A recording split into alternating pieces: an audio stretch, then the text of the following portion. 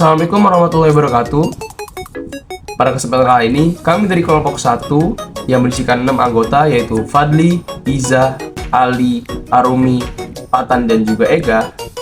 Kami di sini akan membahas tentang daur nitrogen. Sebelum kita membahas tentang daur nitrogen, alangkah lebih baiknya kita membahas tentang pertanyaan dasar dulu, yaitu mengapa tumbuhan tidak menyerap nitrogen langsung yang ada di udara. Nitrogen itu sendiri merupakan unsur yang paling banyak terdapat di atmosfer, yaitu sekitar 78%. Namun, nitrogen itu berbentuk gas yang memiliki ikatan rangkap 3 yang sangat kuat dan stabil. Nah, karena ikatan ini sangat sulit dipecah, tumbuhan tidak memiliki kemampuan langsung untuk memanfaatkannya. Nah, padahal nitrogen itu sendiri sangat penting dalam kehidupan karena dia menjadi penyusun utama dari protein, asam amino, enzim, serta materi genetik seperti DNA dan juga RNA. Tanpa nitrogen, makhluk hidup tidak dapat tumbuh dan berkembang dengan normal. Oleh karena itu, nitrogen ini harus melalui serangkaian proses perubahan bentuk agar dapat digunakan oleh makhluk hidup. Nah, rangkaian proses ini disebut dengan daur nitrogen. Daur nitrogen adalah proses peredaran nitrogen dari atmosfer ke tanah, masuk ke makhluk hidup dan akhirnya kembali lagi ke atmosfer.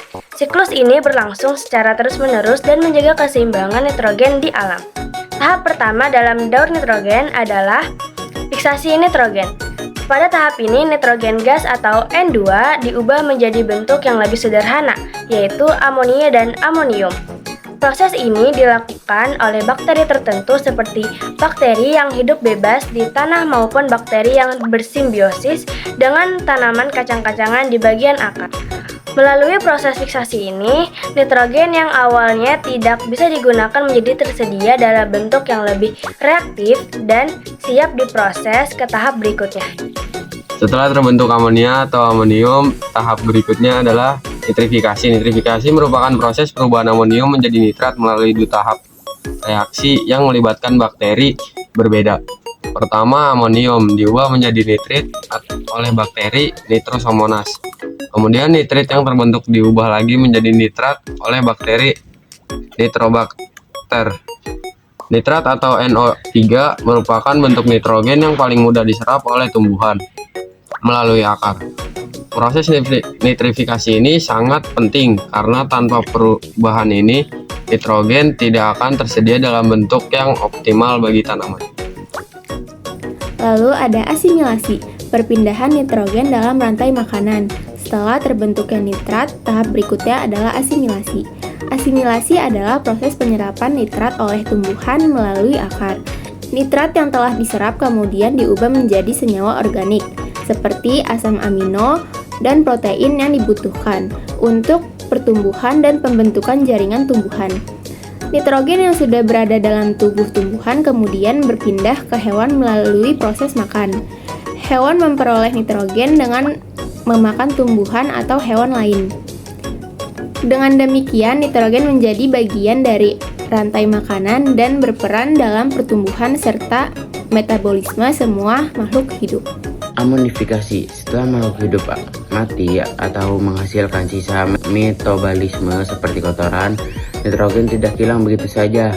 Melalui proses amonifikasi, bakteri dan jamur pengurai mencegah sisa-sisa makhluk hidup tersebut menjadi amonia atau amonium yang kembali ke tanah. Proses ini sangat penting karena mengembangkan nitrogen organik ke bentuk organik ke bentuk anorganik sehingga dapat digunakan kembali dalam siklus berikutnya.